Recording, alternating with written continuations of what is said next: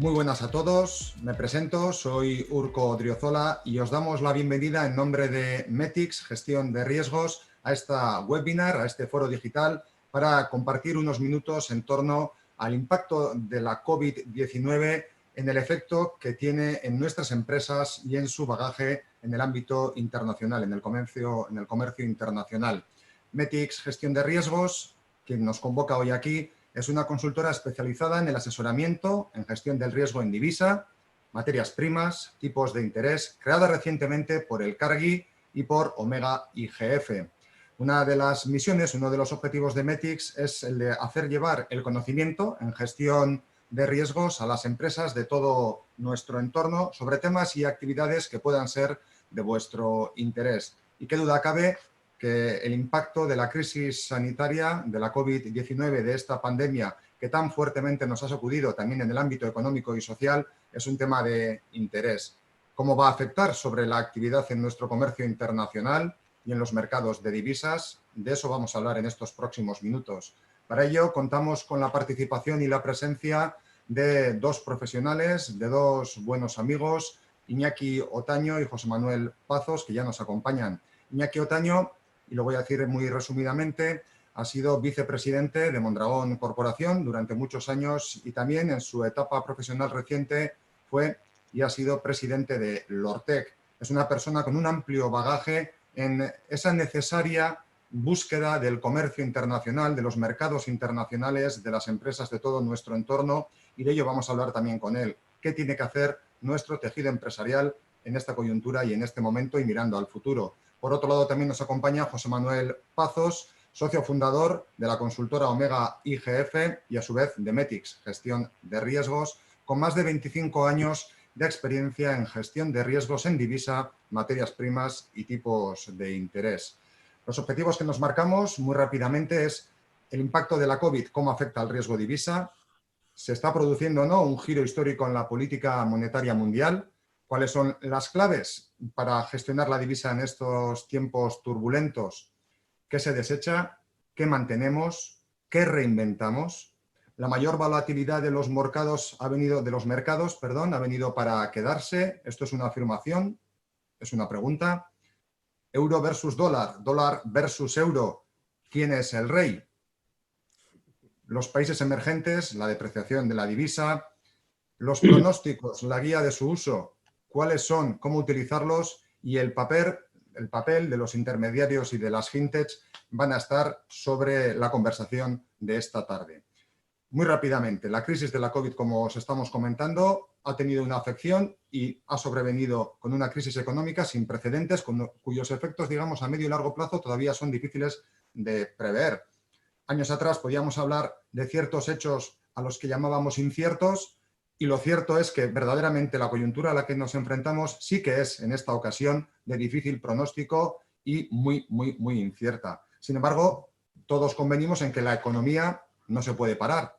Las empresas deben mantener su actividad ejercitando para ello su mejor saber hacer en esta coyuntura. Las exportaciones, las importaciones, la gestión de las divisas extranjeras ¿están en la actualidad o son un arma de doble filo?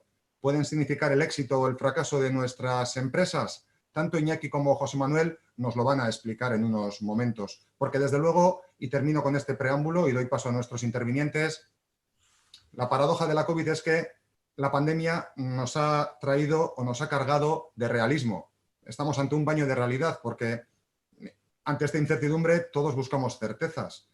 Y ahora más que nunca probablemente, en esa paradoja, la observación, la recopilación de datos verdaderamente objetivos, la función de la ética en las gestiones que hagamos en el día a día, van a ser más importantes que nunca.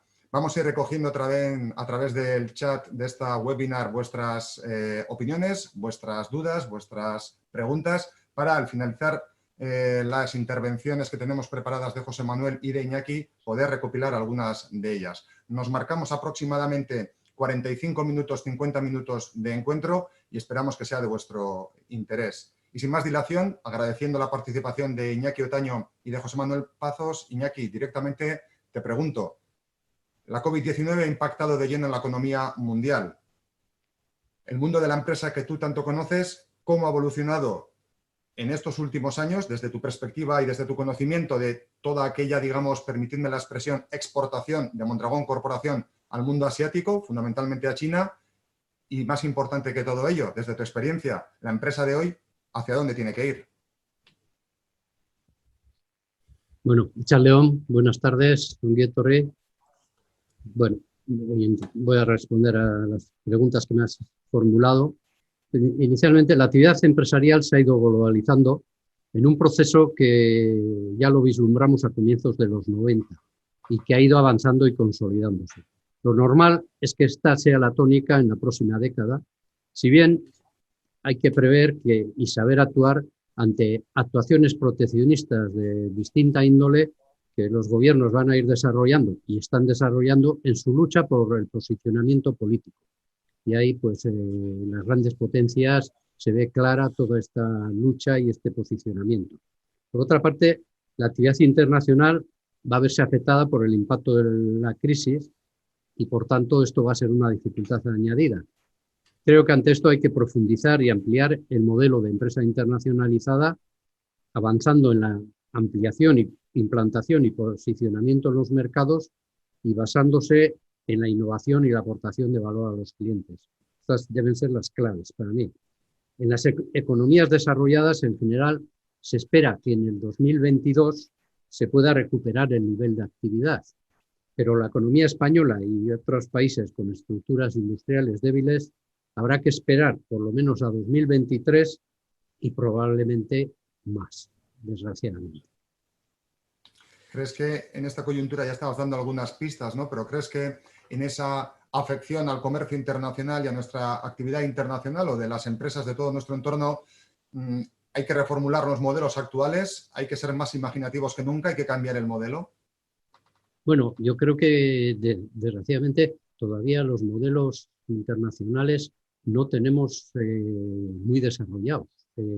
Creo que hay que desarrollarlos con convencimiento y con energía y imaginación, pero desde luego actualizándose mucho las personas, internacionalizándose y aplicando tecnologías y aportación de valor. Yo creo que ahí están un poco las claves, pero nos queda camino, bastante camino por recorrer todavía. Probablemente, ya lo decía Machado, caminante no hay camino, se hace camino al andar, ¿no? Tú estás dando algunas claves de cuáles son los ingredientes necesarios para avanzar por ahí. Y por otro lado, nos marcabas un horizonte. Eres, por tanto, moderadamente, digámoslo así, pesimista respecto a una posible recuperación pre-crisis a corto plazo.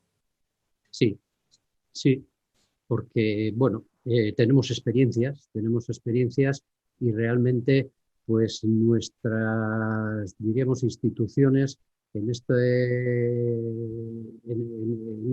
estos ámbitos no ejercen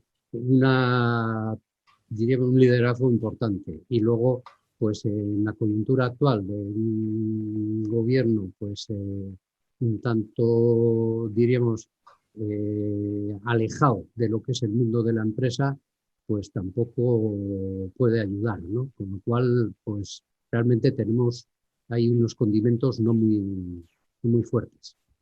Ahondaremos sobre ello y sobre qué tienen que hacer nuestras empresas, sobre todo qué puedo hacer yo, ¿no?, para salir de esta circunstancia y de esta realidad, más allá de que sea también necesario que otros colaboren y nos apoyen. Pero, José Manuel, descríbenos en tu perspectiva y en tu opinión, desde tu capacidad analítica y tu experiencia profesional, cuál es el entorno macroeconómico actual en el que estamos, ¿no? Y hacia dónde nos vamos a mover, en tu opinión, en los próximos meses. Muchas gracias, Urco. Déjame darle las gracias también a todos los que nos acompañan esta tarde.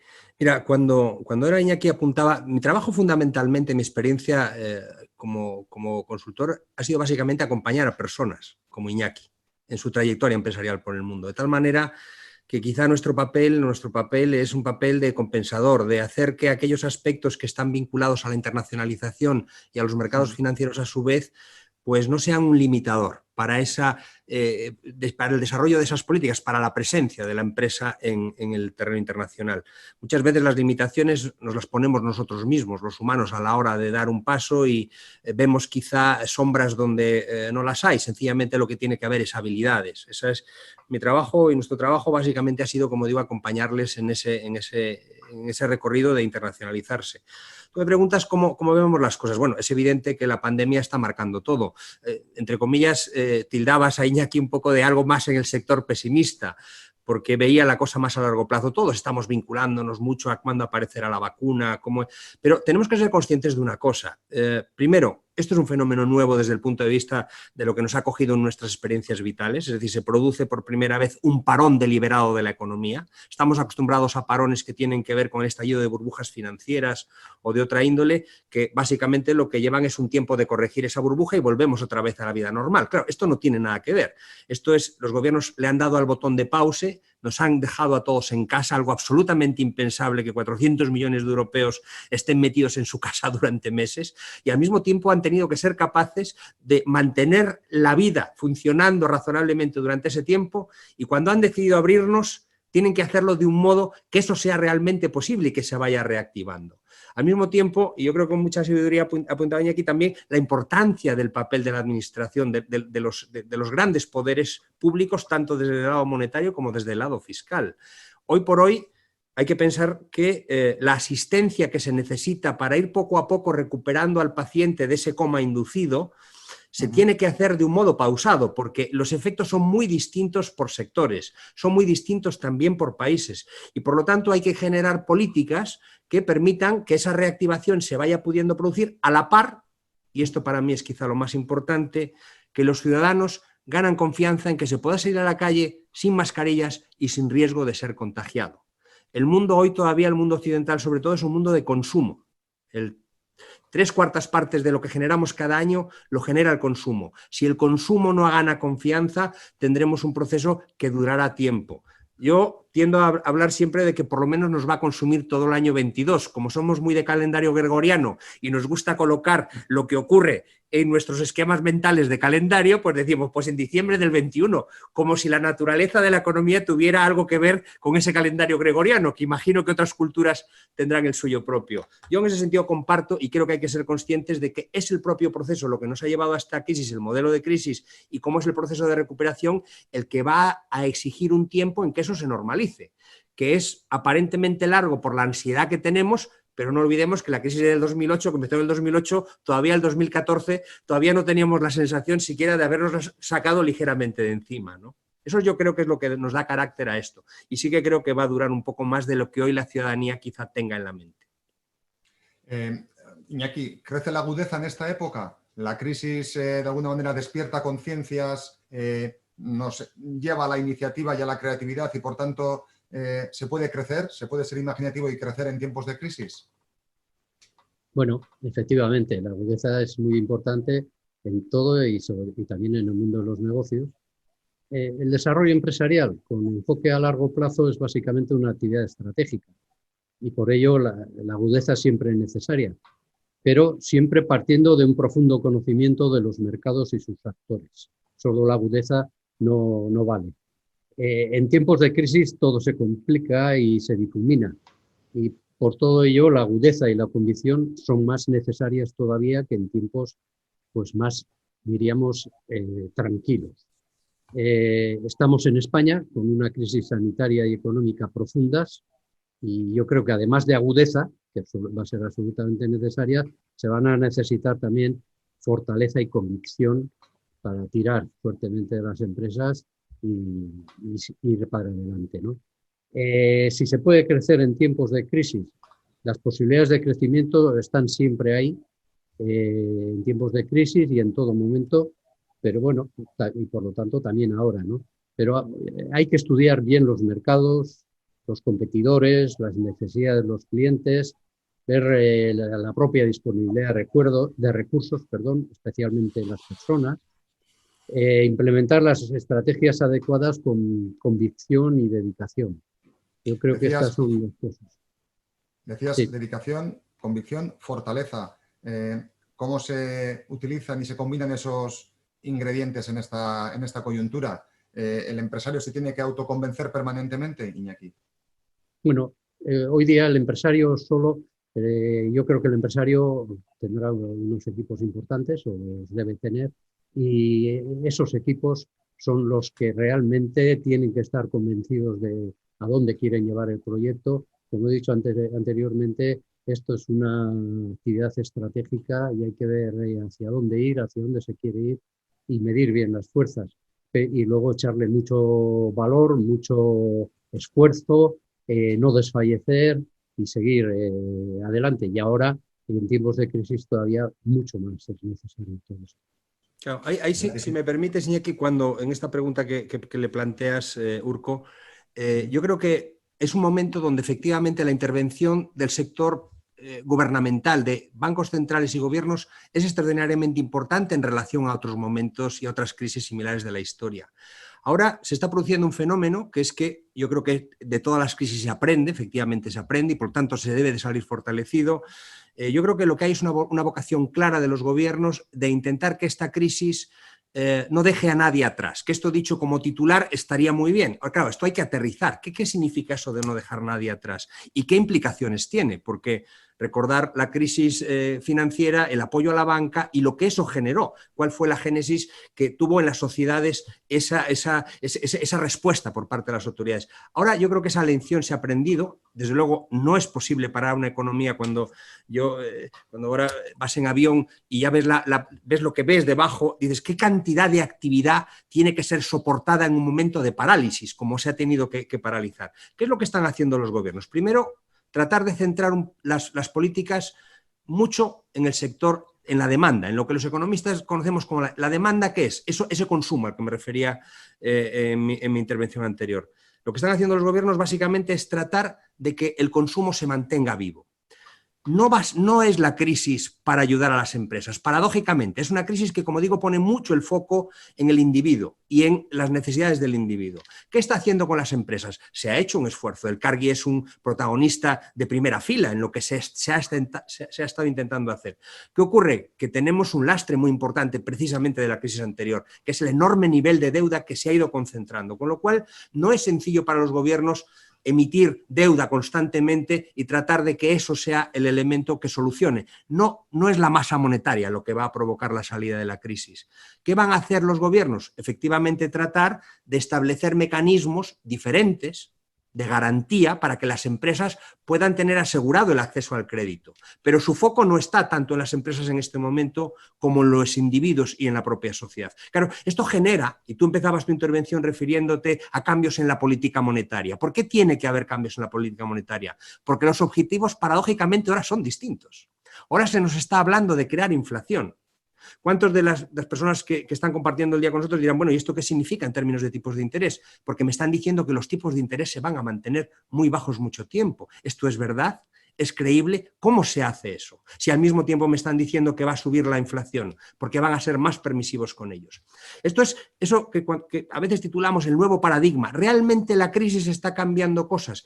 Indudablemente está cambiando muchísimas cosas y que afectan a aspectos vitales del funcionamiento de las sociedades, tanto en el comportamiento de los individuos, vacuna, no vacuna, salgo, no salgo, me relaciono, no me relaciono, con la empresa, que tiene que ver con me endeudo, no me endeudo, creceré, no creceré, el entorno será favorable o desfavorable, como del propio individuo en cuanto a la seguridad en su puesto de trabajo, hasta qué punto se va. Fijaros, el Reino Unido acaba de anunciar relativamente hace poco, y es una experiencia que va a ser enormemente interesante seguir, que los modelos similares a los ERTE españoles van a desaparecer a partir de octubre. Imaginaros el reto que supone para un gobierno el tomar una decisión de ese tipo. ¿Tendrá que revertirla? ¿No tendrá que revertirla? No hay ningún otro fenómeno similar en las economías occidentales para plantear un reto tan cercano como el mes de octubre en una situación de pandemia que no es distinta a la británica que la nuestra. Los británicos, en términos relativos, incluso tienen algo menos de impacto por millón de habitantes que tenemos nosotros. Depende de los días, o están por encima o por debajo, que somos de los países más afectados del mundo. Claro, el cambio es tan importante en tantos aspectos que considerarnos conocedores de lo que va a ocurrir, yo creo que hay veces que, en fin, nos llevaría al capítulo de los dioses, ¿no? Pretender aspirar a ser dioses. Tú lo anticipabas antes, José Manuel, y por enfocar un poco, pues cómo afecta esta crisis, por lo tanto, al mercado de divisas, pongamos un poco ahí el foco. ¿Cómo afecta al mercado de divisas? Mira, uno de los... Se supone que nos han enseñado en las escuelas de economía algo que creo que, como otras muchas cosas, va a tener que ser cambiado, como esto que refería de la inflación. Nos dicen que los mercados reflejan toda la información disponible. Eso quiere decir que lo que hoy cotiza el mercado tiene todo aquello que provoca que efectivamente la cotización esté ahí y no en otro nivel.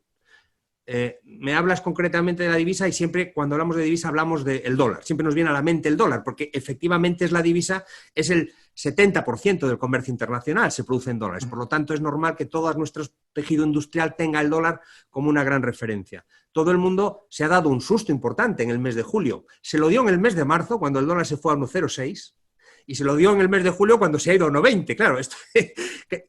Y es la misma crisis, es el mismo COVID, todos sabemos lo que está pasando. ¿Y por qué se va a 1,06 y luego se va a 1,20? ¿Por qué una divisa como el real brasileño pierde casi un 30%? Su volatilidad aumenta extraordinariamente. ¿Por qué se está produciendo una situación de este tipo? ¿Y qué explica? ¿Y qué nos espera? ¿Nos espera más 1,06 o nos espera más 1,20? Me decía... ¿Puedes decirlo? ¿Se puede anticipar? ¿Se puede saber? Desde luego lo que se puede saber es lo que la gente piensa. Esto sí que se puede saber y además es obligatorio saber. Yo te diría que obviamente uno necesariamente tiene que introducir una expectativa en relación a cuál es el problema que tiene. Esta situación no la contempla igual alguien que vende en dólares que alguien que compra en dólares. Sus oportunidades son distintas. Tú nos preguntabas antes a Iñaki, bueno, ¿esto tiene alguna oportunidad la crisis? Siempre hay a quien una crisis beneficia. No te quiero contar, con toda esta crisis, pues seguramente el que fabrica mascarillas jamás pudo imaginar ni sus sueños más lúcidos el que podía enfrentarse a una posibilidad de negocio de este tipo. Los negocios obviamente se tienen que reinventar y adaptar. Pero en el caso concreto del impacto de un tema cambiario, el hecho de que una divisa tan importante como el dólar se aprecie o no se aprecie o se deprecie, pues es un tema que tiene que estar incorporado en el ADN de cualquier compañía, en la política de cualquier compañía que se enfrenta a esto y que tiene que ver si puede desarrollar su negocio en uno y en otro entorno. Para mí lo más importante es definir los entornos y yo quizá una parte de mi trabajo más importante es no tanto decirle a dónde va, que por supuesto tengo mi opinión y no tengo ningún reparo en comentar cuál es esa opinión mía, pero no deja de ser tan válida como la de cualquiera de las personas que nos acompañan, pero ciertamente lo que soy es muy favorable a que cuando una compañía tiene que abordar un riesgo de este tipo, sea capaz de definir si el entorno para ella en el que se mueve el mercado de divisas es un entorno desfavorable, un entorno que es un enemigo, ese sería el caso de alguien que exporta en dólares, un entorno amigable, que sería el caso del importador, o un entorno en el que sencillamente no tiene ninguna opinión, tiene que ser válida su estrategia tanto en un entorno como en el otro. Como no quiero dejarte la pregunta sin respuesta, te hago una breve mención. Yo soy no muy dólar bajista. No creo que el dólar tenga que depreciarse mucho. Esto es un poco para adelantarme, pero luego podemos entrar en por qué creo esto. Luego continuaremos y no te voy a dar yo tampoco respuesta a tu posición, pero sí complementar con lo que tú decías, ¿no? Uno tiene que conocer al mercado al que va. Iñaki, esto es fundamental, ¿no? Tú que has ayudado a muchas empresas a crecer, a internacionalizarse, años atrás también con la corporación Mondragón, está claro que el cambio de divisa, el tipo es un elemento sustancial y fundamental, pero ¿cuáles son esos ingredientes en tu opinión, Iñaki?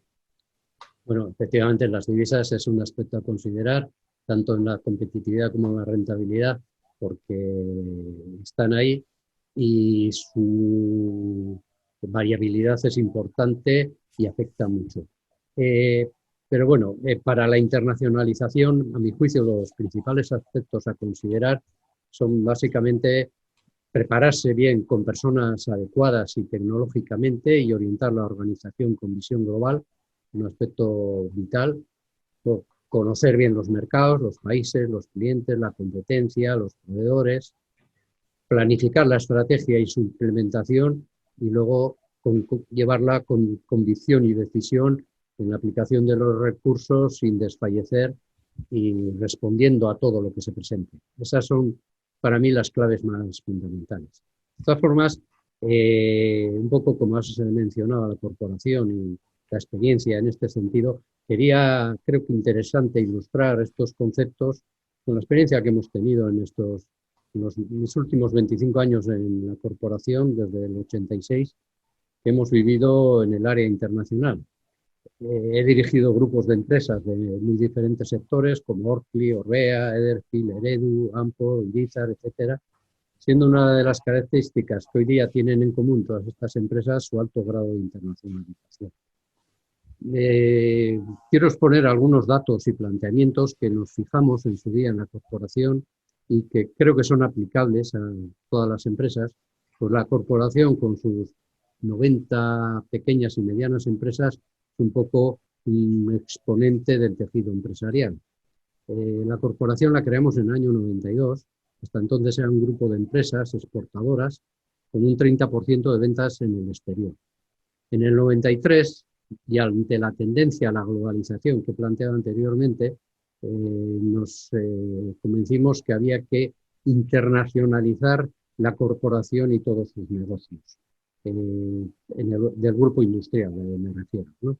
Es un cambio importante para la organización que debe internacionalizarse y lo apoyamos fuertemente con innovación tecnológica y con presencia estable en los mercados, tanto delegaciones como implantaciones.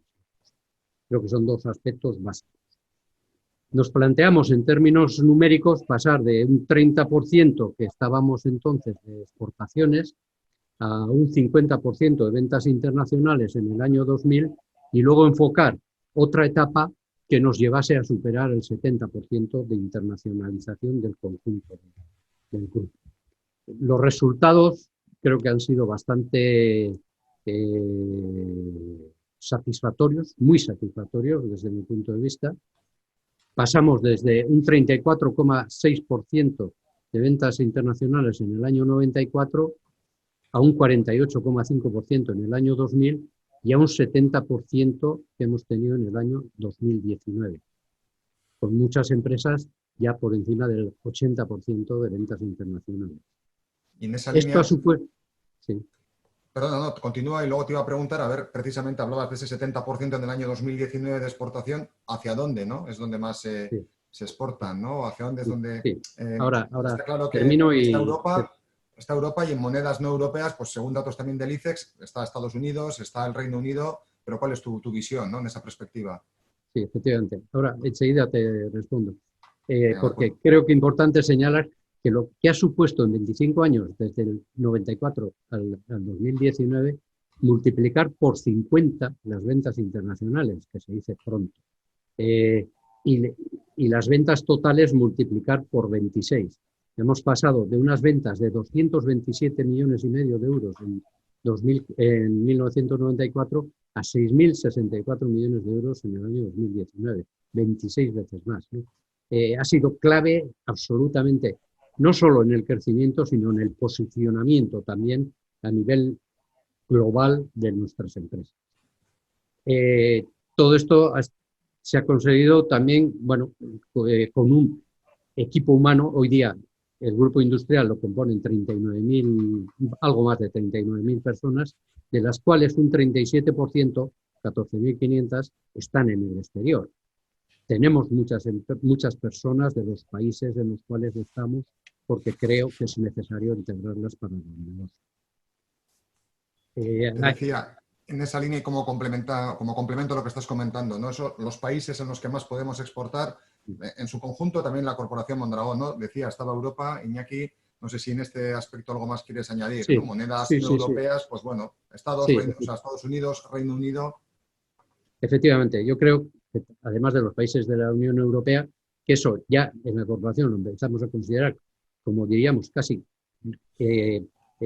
nacional, negocio nacional casi, especialmente Francia, Alemania e Italia, pues obviamente están en moneda no euro, sobre todo Reino Unido y Estados Unidos, pero están adquiriendo cada vez mucha más peso y más importancia y se están redoblando los esfuerzos en otros países como China, México, Brasil, Canadá, India, Turquía, Rusia, Japón, etcétera, que son muy diferentes cada uno de ellos y que hay que entenderlos muy bien y que los negocios se hacen de manera absolutamente diferente en cada uno de ellos. Pero sobre todo yo, una cosita nada más, que hay que tener muy clara, yo creo. El desarrollo económico en el siglo XXI, o sea, el futuro, va a capitanearlo Asia. Pasa por ahí y hay que prepararse para ello. Asia es importantísimo y hay que tener en cuenta eso. Te iba a preguntar a ese respecto. En Asia tiene un papel preponderante China, también lo ha tenido también en esa evolución que nos has descrito de Mondragón Corporación. Miremos al futuro, no a la China de hace 20 años o hace 10 años, sino a la China de hoy y sobre todo la que se está proyectando a 2030. ¿Qué China nos viene, Iñaki, en tu opinión?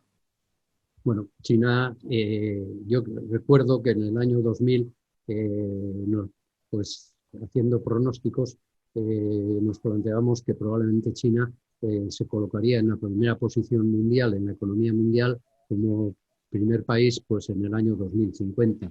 Hoy tengo que decir que los pronósticos hoy día son que en el año 2030 China haya rebasado a Estados Unidos y sea la primera economía mundial.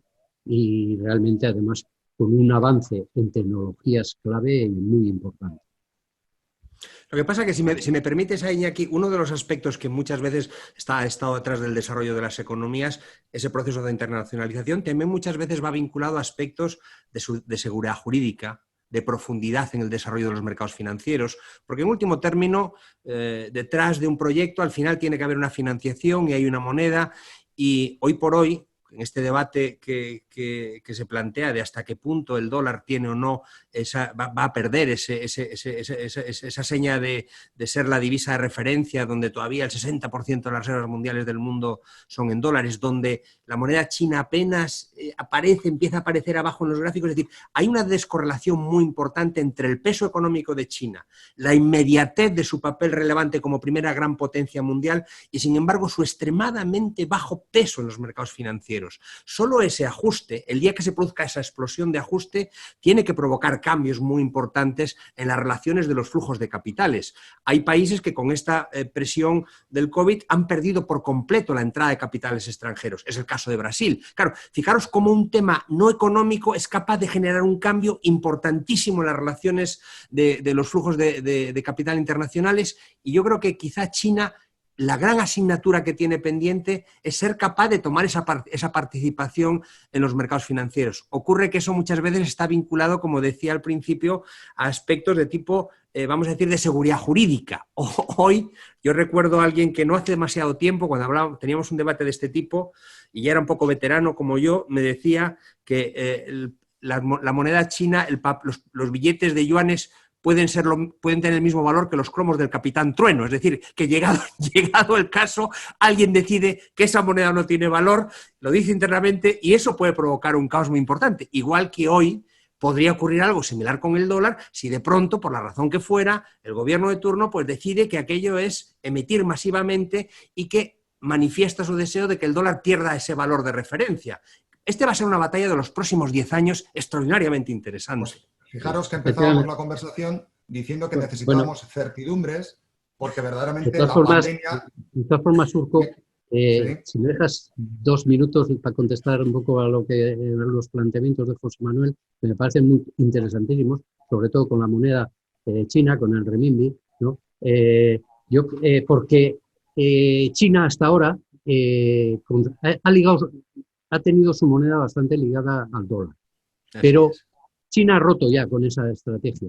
China en estos momentos está ya llevando su propia estrategia, diríamos, de divisa y está impulsando muchísimo, bueno, lleva mucho tiempo ya, sobre todo Shanghái en el plano financiero como un gran mercado mundial financiero. Entonces, yo creo que efectivamente, tienes toda la razón, José Manuel, los próximos años en ese entorno van a generarse muchos e importantes cambios. Yo creo que China está ahora enfocándose hacia ese camino. Claro, pero fíjate que eso nos llevaría al debate a qué pasaría con el euro entonces. Es decir, hasta qué punto ese potencial aparente que tiene el yuan, el renminbi, de convertirse en una referencia, que como digo es el gran salto que tendría que ir paralelo a la parte económica, ¿qué pasa con el euro? Todos estamos esperando que el relevo del dólar sea el euro. Y tenemos incluso, en cuanto se produce una apreciación del euro como la que se ha producido en estos últimos meses, ya los titulares son, por fin, el euro destrona al dólar como divisa de referencia. Muchas veces que lejos estamos de otras realidades que se nos antojan. ¿Va el euro a destronar al dólar? No, como moneda internacional. fíjate, es difícil, es extrañamente difícil. Primero porque no hay una voluntad tampoco en Europa. Revisar la prensa, poner en Google protestas por la revaluación del euro y vais a encontraros que en el Santa Santorum del Banco Central Europeo ya llevamos unos días que se está diciendo que ojo con esto, que puede obligar a revisar las políticas inflacionistas. Hay que pensar que además el mundo occidental desafortunadamente, yo diría en este sentido, se ha hecho como una especie de magma común. Es decir, es muy difícil que alguien se escape extraordinariamente en un sentido o en otro. Yo creo que desde ese punto de vista, la posibilidad de que el euro destrone al dólar, yo, que todavía creo que tengo mucha batalla que dar en mi vida profesional, yo creo que eso no lo voy a ver nunca. Veré antes que el yuan destrone al dólar que lo haga el euro. Desafortunadamente, y lo digo como europeo, y creo que desde ese punto de vista tenemos un reto extraordinariamente importante de defender lo que fue la concepción del euro en su génesis. Y yo creo que estamos perdiendo mucho de aquellos valores y eso es un elemento claramente en su contra, muy claramente en su contra. Tiene la diferencia de que aquí sí hay unos mercados financieros muy desarrollados, pero nos falta absolutamente todo lo demás. Y los mercados financieros no son nada más que los circuitos por donde fluye la sangre del sistema. Si no hay sangre ya puedes tener los mejores circuitos, que allí no va nadie, por ahí no va nadie. Yo creo que ese es un poco lo que vamos a ver en los próximos años. Un corazón Estoy totalmente de acuerdo, que lo bombee conjuntamente, ¿no? Un corazón coordinado que bombee ese flujo sanguíneo conjuntamente, que tal vez pues, a día de hoy no exista, ¿no? En el viejo continente. Saltando el Atlántico, ¿qué acontecimientos se esperan, en tu opinión, José Manuel, para este otoño en Estados Unidos? La Reserva Federal, se escuchan ahora voces de los tipos, ¿qué crees que va a pasar? Bueno, la Reserva Federal ha anunciado un cambio que va a cambiar los manuales en los que estudiarán pues nuestros hijos o los hijos de nuestros hijos. De pronto, los bancos centrales han dicho que hace falta la inflación. Que hace falta y que van a llevar políticas deliberadas de inflación. Por eso decía al comienzo que todo su esfuerzo se va a centrar fundamentalmente en el lado de la demanda de la economía. Van a dejar que la inflación llegue a acercarse al 4%, van a intentar mantener los tipos de interés de corto plazo bajos, pero no nos podemos engañar y tenemos que mirar a donde realmente ellos también han puesto la vista, que es en los tipos de interés de largo plazo. Esos son donde realmente va a estar la clave que nos va a explicar cuál puede ser el desarrollo de los pares de divisas, tanto de los países desarrollados como de los países no desarrollados. ¿Qué pasa en Estados Unidos? A ver, yo creo que hay mucho lío mediático. La política ha cambiado extraordinariamente y influencia enormemente a las decisiones de los agentes. Estamos hablando de que si gana Trump, ¿qué pasa con el dólar y las bolsas? ¿Qué pasa si gana Biden? Bueno, ¿y qué pasa si el que gana no gana con mucha claridad y Trump no se quiere marchar de la Casa Blanca? Que ya lo ha dicho. No sería una cosa extraordinariamente... ¿Qué nos vamos a encontrar en ese caso? Es decir, que las posibilidades acostumbrados a decir gana uno, gana otro, ni siquiera en este momento tienen una aplicación muy clara. Yo creo que la situación tal y como está, y eso es lo que dicen las encuestas, y yo creo que tenemos que poner en ellas una fe limitada, es que parece que Biden va por delante. Biden en estos momentos está perdiendo en dos territorios que son muy importantes para Trump. Está perdiendo el camino en el tema de la violencia callejera, es decir, un tema que se ha convertido en un elemento claramente favorable para Trump. Esto desde la administración Trump se conoce y después de un periodo inicial de desconcierto no se encuentran incómodos en esa situación.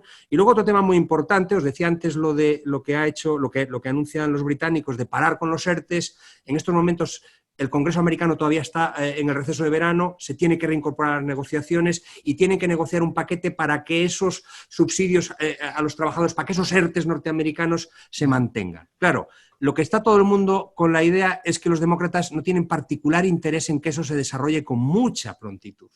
Y probablemente eso tarde en aprobarse hasta ya en la segunda parte del mes de octubre. Fácil veremos si me equivoco o no en el pronóstico. ¿Qué pretenderá con eso? Que efectivamente no se pueda enfrentar a un electorado al que los republicanos acusen de no haber hecho lo posible para ayudar a la gente. Hay que pensar que muchos paquetes de este tipo de apoyo en muchas partes del mundo finalizan ahora, porque se pensaba en que esto podía ser suficiente y ya se ve con claridad que no lo es. Entonces, nos vamos a encontrar posiblemente en un momento en el que en octubre los demócratas acaben por aprobar más paquetes de ayuda de este tipo y llegue a tiempo suficiente para que en las elecciones no se haya recuperado la economía y, sin embargo, ellos no puedan ser acusados de no haberla favorecido. Fíjate, y termino, esto nos lleva a un terreno importantísimo para explicarnos muchas cosas de lo que ocurren, que es que la política se ha metido extraordinariamente en la actividad económica, a todos los niveles. Lo hace porque sostiene los salarios de la gente que está parada, lo hace porque facilita el crédito y lo hace porque crea el entorno en el que todos nos tenemos que desarrollar. Nunca la política económica ha tenido más de política y menos de económica.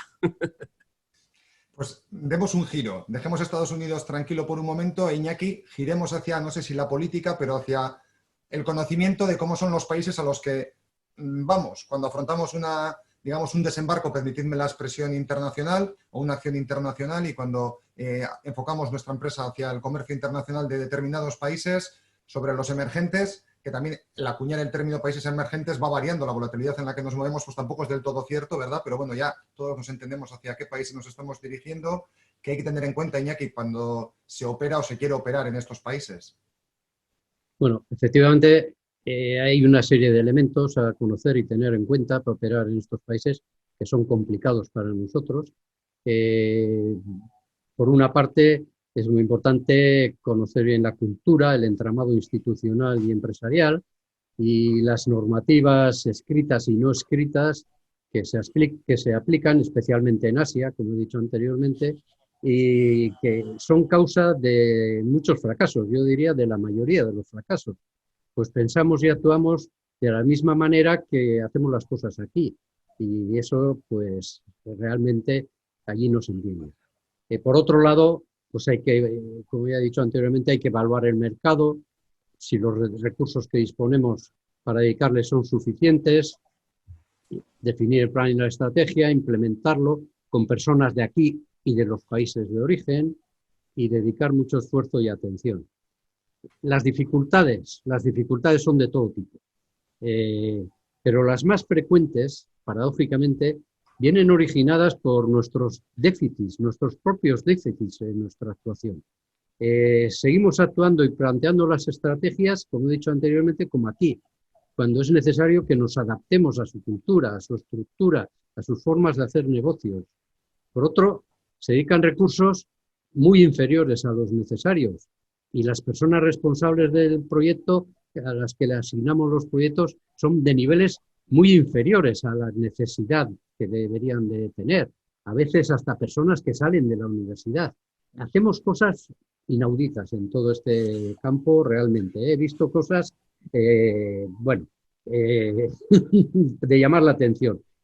Luego, pues hay también planteamientos erróneos del proyecto por desconocimiento del país y del mercado. Y también, muy importante para mí, poca implicación y asunción del proyecto por parte del equipo directivo. Estos proyectos en países de este tipo son muy importantes y necesitan realmente poner toda la carne en el asador. Y las divisas, José Manuel, sí. Permitidme que os vaya interpelando y agilicemos poco a poco las respuestas, porque llevamos ya un tiempo hablando y es verdad que por cumplir el tiempo establecido vamos a ver si nos podemos acotar a esa hora y podemos recibir alguna pregunta, pero te iba a preguntar también por cómo han evolucionado las divisas en estos países, José Manuel, aunque tú ibas a aportar algo más a lo que complementariamente decía Iñaki. Ha habido una depreciación general de todas ellas contra el dólar, por lo tanto también contra el euro, que a su vez le ha ganado al dólar. Pero fíjate, hay veces que estos temas que apuntaba Iñaki de cómo intentamos trasladar nuestra forma de pensar a otros mercados, donde no tenemos conciencia un poco de esas enormes diferencias que hay. Solo voy a ponerte un dato, fíjate, como ejemplo. Nosotros los economistas, cuando nos dedicamos a analizar los riesgos, cuantificamos, sobre todo nos dedicamos a cuantificar. A mí, ¿qué es más riesgo? Hombre, intuitivamente sé que tengo más riesgo en Brasil que en los Estados Unidos, riesgos de todo tipo, pero al final yo le quiero poner un número y me lo limito a un entorno puramente cambiario. Yo, en el mes de diciembre, por cada 1.000.000 de euros que tenía en dólares en riesgo, si yo hacía mi valor estadístico de cuánto es la máxima pérdida que podía tener cambiariamente por la evolución de los tipos de cambio, el cálculo, y es un cálculo puramente estadístico, no habla de previsiones, eran 85.000 euros por $1.000.000. Eso en el mes de diciembre. Cuando estábamos en el momento crítico de la crisis, donde estallaba, esos 85.000 llegaron a ser 266.000. Eso es volatilidad. Cuando yo tengo que enfrentarme a un riesgo, me enfrento a algo cuyo valor en mi moneda, en la que yo opero, tiene un cambio, está sufriendo cambios que sin que yo haga nada diferente desde un momento al otro paso de 85 a 266. Déjame que te haga la comparación en relación al real brasileño, porque sin embargo cuando yo financio un proyecto en Estados Unidos y financio un proyecto en Brasil, yo cojo y le mando 1 millón de euros a uno y otro 1 millón de euros a otro. De allí, de un sitio tienen que venir reales y de otro sitio tienen que venir dólares. Claro, la diferencia es extraordinaria, porque donde decía 85.000 en diciembre, donde el mundo era una pequeña balsa, claro, luego hemos visto la tempestad, donde había 85.000 en el euro, 85.000 en dólares, había 200.000 euros por millón de euros en reales brasileños. Y en el pico, cuando en dólares llegó a ser 200.000, aquí llegó a ser casi 700.000 euros. Es decir, te estabas jugando una parte fundamental de ese millón en la variación exclusivamente cambiaria. Y sin embargo, con cierta alegría, y lo digo producto de esa experiencia, cuando Iñaki dice, bueno, he visto cosas que no son ejemplares, precisamente muchas veces tendemos a juzgar fuera por parámetros nuestros. Entonces financiamos proyectos de inversión y de desarrollo en países con la idea de que los costes asociados son costes en euros. Y es falso, porque los costes en tipo de interés nominal estarán en euros, pero en la realidad están sometidos a una volatilidad absolutamente diferente. Claro, no controlar eso tiene consecuencias en las organizaciones, naturalmente. Por eso Iñaki decía, oye, he visto fracasar muchos proyectos, porque es aplicar formas de pensar a entornos muy diferentes, ¿no? No tomar posición, probablemente ya es tomar una posición, pero Iñaki, ¿existe aversión al riesgo divisa por parte de las empresas?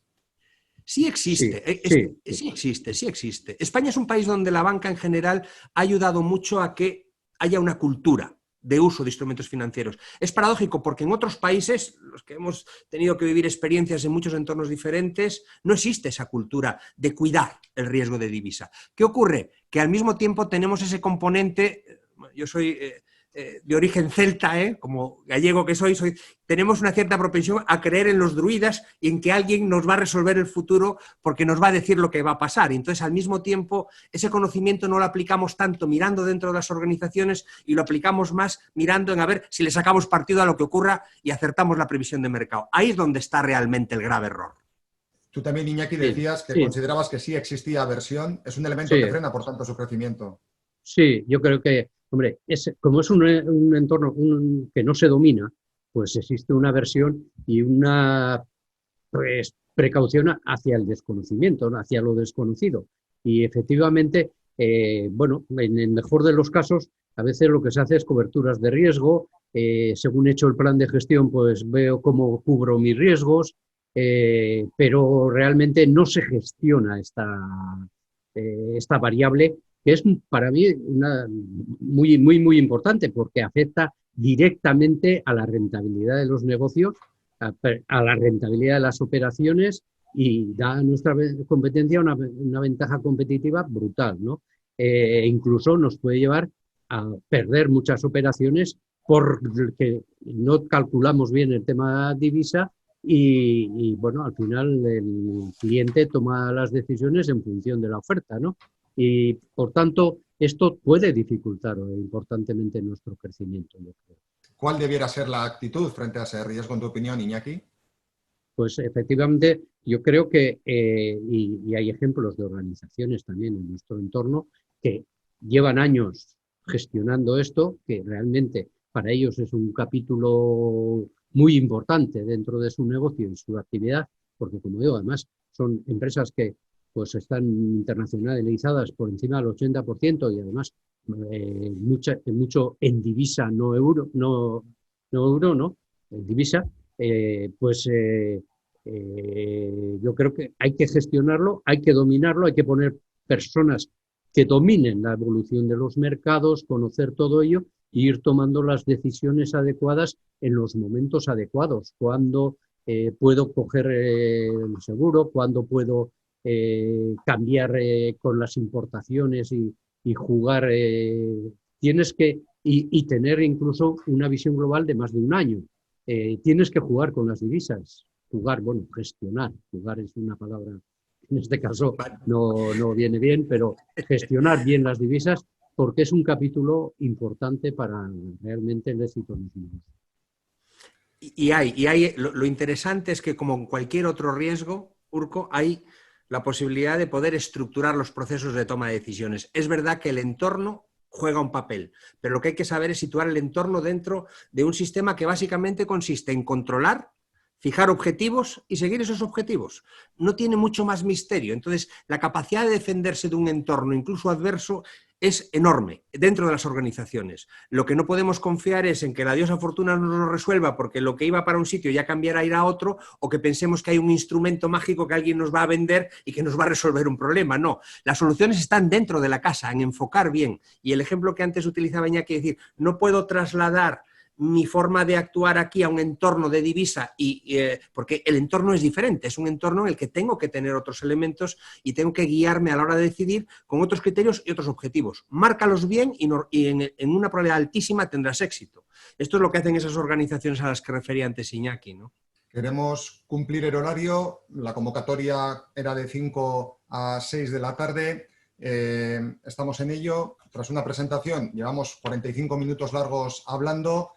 Vemos que los participantes que se han incorporado continúan. Estamos tratando de que este foro sea de vuestro interés y como quiera que por ahora, por el momento, no hemos recibido el feedback de ninguna pregunta, voy a ejercer yo de moderador y por tanto de entrevistador y vamos a ver si en estos últimos 6-7 minutos podéis atender a una serie de preguntas que tengo aquí preparadas.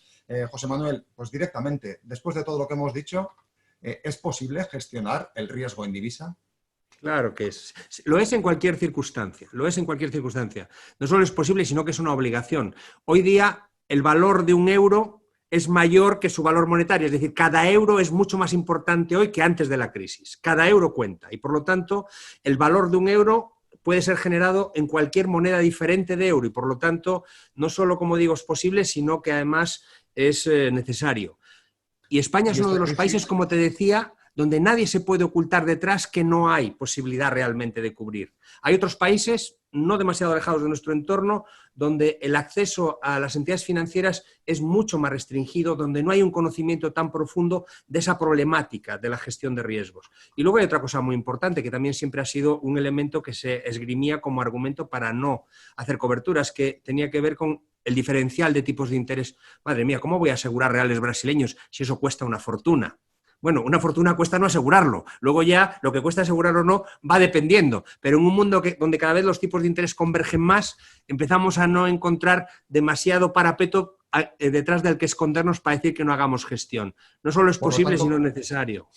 ¿Consideras que debiéramos introducir cambios en nuestra gestión o que sería positivo poder hacerlo, máxime cuando los entornos son tan cambiantes y, por ejemplo, sin ir más lejos, esta pandemia de la COVID, pues bien nos lo ha demostrado? Hombre, yo creo que si sirve para que gente que no se ocupaba de ello se ocupa, ese yo creo que es el gran cambio. Quien realmente tenga una buena política, lo que está haciendo es haciendo pequeños ajustes en su política. Cualquiera de las personas que está asistiendo a este seminario que realmente esté haciendo gestión, ve que no hay un cambio radical de lo que hacía, sencillamente se adapta. Ahora, es un momento en el que aquel que no hacía, solo con los números que he dado del impacto que tiene potencialmente las variaciones de los tipos de cambio que se ha producido, pues debe reflexionar de hasta qué punto el ocuparse de eso es un territorio extraordinariamente rentable en una actividad donde el peso internacional pues sea, en fin, siquiera un 30%. No te quiero contar si eso es un peso, como antes Iñaki apuntabas, del orden de un 80 o 70%, ¿no? Y la terminología que tiene su importancia, antes Iñaki tú también decías, bueno, jugar con las divisas no es igual la expresión más adecuada. ¿Qué diferencia hay en vuestra opinión entre gestión y especulación? Bueno, es una buena pregunta, porque he de reconoceros que en mi vida profesional nunca me he encontrado con un empresario, con una empresa, un directivo que me dijera, yo quiero especular. No. Lo primero que se pone delante siempre es yo no especulo. Claro. Eso quiere decir que, bueno, la respuesta la tienes ya en la pregunta, ¿no? Es que no especula nadie. Bueno, esto obviamente no es así. Cuando tú sencillamente coges, oye, esta es tu posición de riesgo, cuyo impacto potencial negativo es, imagínate, pues 3 millones de euros o 2 millones de euros, en el cálculo que hacíamos antes. Y ahora le metemos lo que has hecho. Pues ahora, en lugar de reducir eso de 3 a 1, que es lo que yo he de esperar como propietario de la compañía, pues resulta que eso no solo ha ido de 3 a 1, sino que ha ido de 3 a 4,5. Concho, ¿y eso cómo es? Porque a lo mejor no has hecho ni has tomado las decisiones acorde con unos objetivos que has fijado y que los has fijado para reducir el riesgo y reducir y controlar el riesgo. Eso se encuentra muy a menudo. La gente dice que no especula, pero créeme que este es un país donde se especula muchísimo, muchísimo por acción o por omisión. Antes era más por omisión, sigue siendo más por omisión, pero algunas veces es por acción. Vamos terminando. Una última doble pregunta para ti, José Manuel. Después una última también para Iñaki y terminamos con la pregunta del millón. ¿Cómo se utilizan, José Manuel, los pronósticos? Y decía pregunta doble, ¿cuál es el papel en este mercado de la gestión del riesgo divisa, de los intermediarios financieros? ¿Cómo puedo obtener una relación más eficiente también con ellos? Vale, en cuanto a lo que es el uso de los pronósticos, básicamente lo que hay que adivinar si en ese se visualiza muy bien. Los pronósticos están cambiando constantemente. O sea, uno no puede acusar a alguien de que decía que el dólar iba a estar a finales de 2020 en 1,13 y de pronto ahora dice que no va a estar en 1,13, sino que va a estar en 1,22. Esto cambia porque la vida cambia y se van incorporando información nueva. Los pronósticos básicamente lo que tienen que ser utilizados para saber si hay algún sesgo. Uno no puede preguntarle solo a una persona, porque seguramente nos preguntan a cualquiera de los tres y cada uno podemos dar un nivel en función de nuestro conocimiento y cuál es nuestra opinión. Pero realmente lo que hay que hacer es un consenso de qué es lo que la gente del mercado piensa y adivinar un sesgo en él. Si hay un sesgo alcista, normalmente lo que acabará ocurriendo es que esa moneda acabará apreciándose. Y si hay un sesgo bajista, ocurrirá lo contrario.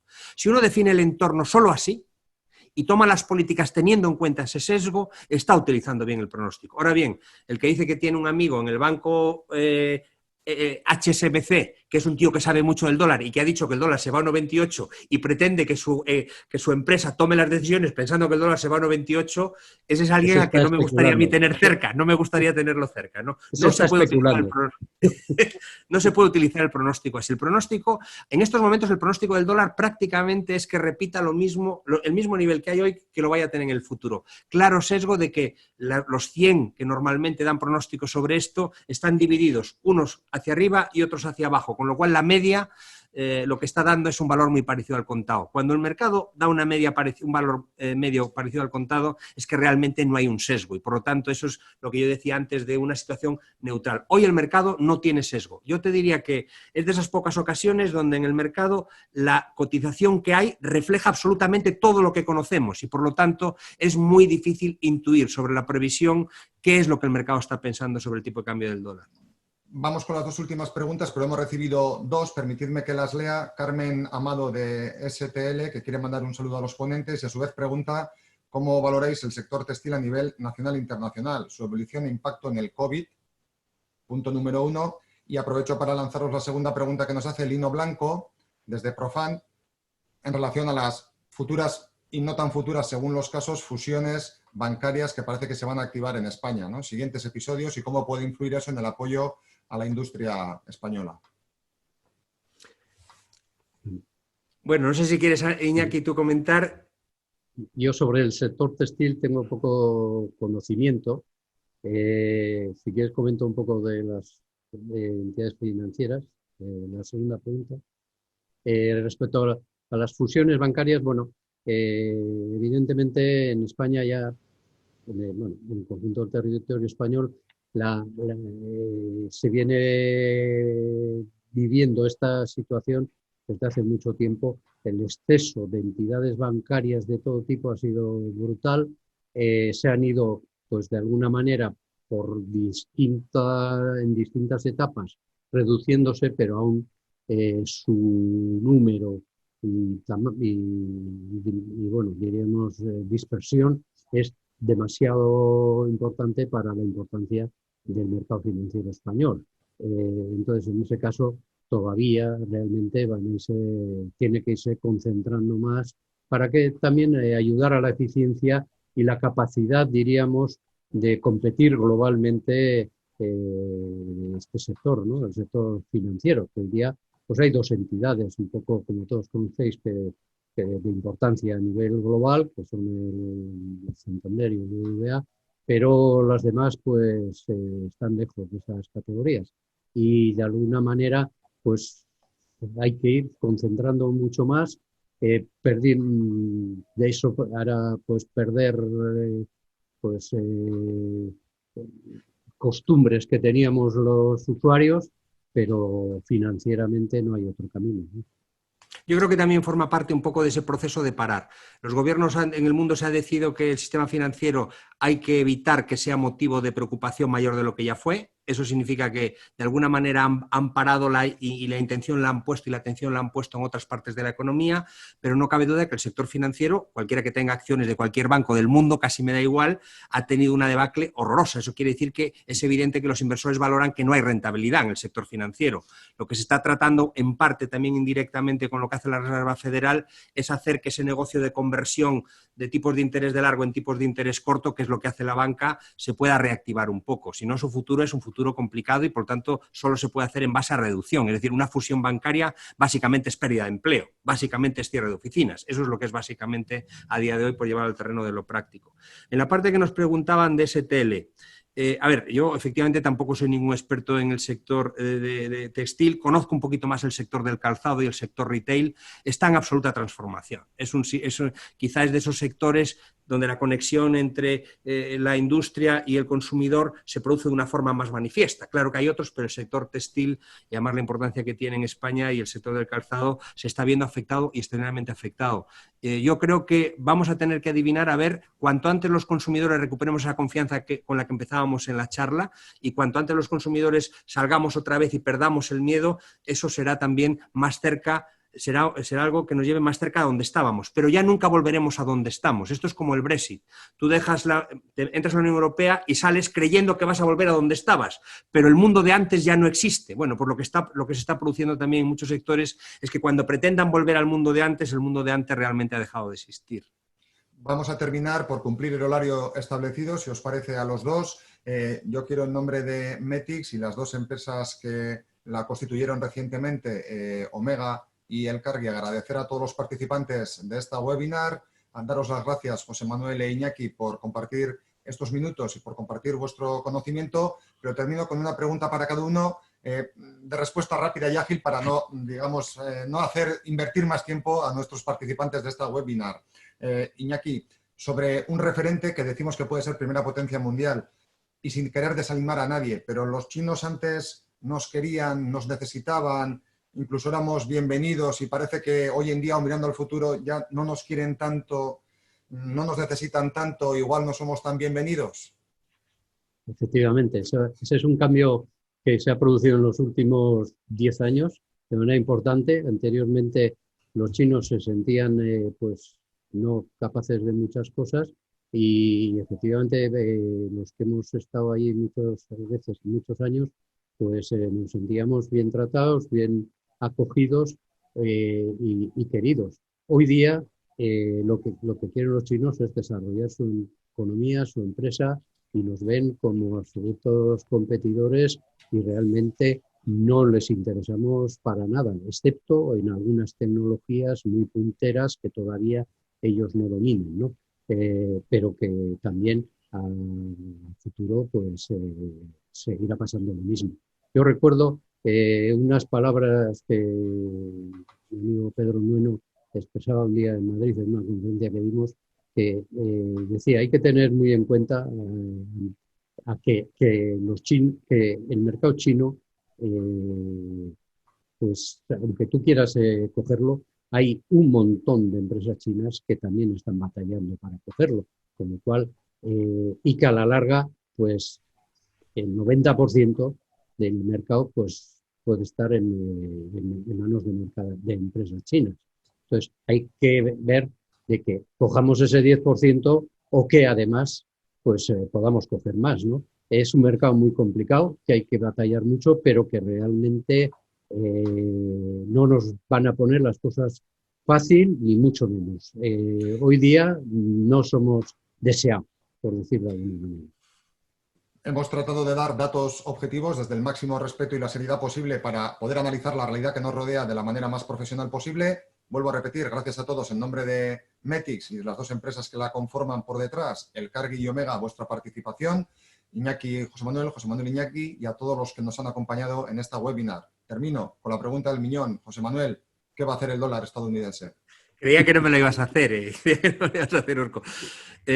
No creo que varíe mucho de donde está de momento. yo creo que si tenemos que pensar en una variación importante del euro-dólar, habrá que pensar ya en ese mundo más allá de la pandemia. En el mundo de la pandemia, la volatilidad que tenemos es la que ha venido para quedarse, oscilará, pero yo creo que si tuviera que colocar dónde estará el 80% de los próximos 360 días, probablemente no se alejen demasiado de una media de donde está ahora. Creo que el mercado está recogiendo lo que ahora hay y lo que ahora hay no creo que vaya a cambiar drásticamente en los próximos meses. Vamos a ver qué pasa con las elecciones americanas, pero en cualquier caso, como digo, quizá sea un factor donde solo un elemento tan crítico como que se produzca una situación no esperada de que imaginaros que Trump se niega a abandonar la Casa Blanca si la victoria que él no la considera lícita, pues podía provocar alguna situación. O, a cambio, algún tipo de shock en los mercados financieros, pues porque haya movimientos de gran corrección por algún motivo más de orden extraeconómico que puramente económico. Si no, yo no creo que el dólar vaya a tener más volatilidad de la que ya ha tenido y no creo que tendencialmente estemos ante el inicio de una fase de irnos a 1,30, 1,40,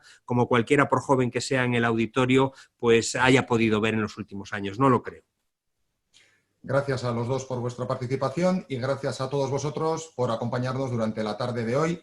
Gracias, insisto, en nombre de Metix, que también contactará con vosotros para conocer si ha sido de vuestro agrado y poder escuchar también cuál es vuestra situación y cuáles son vuestras necesidades actuales y futuras. Gracias a todos y hasta otra próxima ocasión. Muchas gracias. Muchas gracias.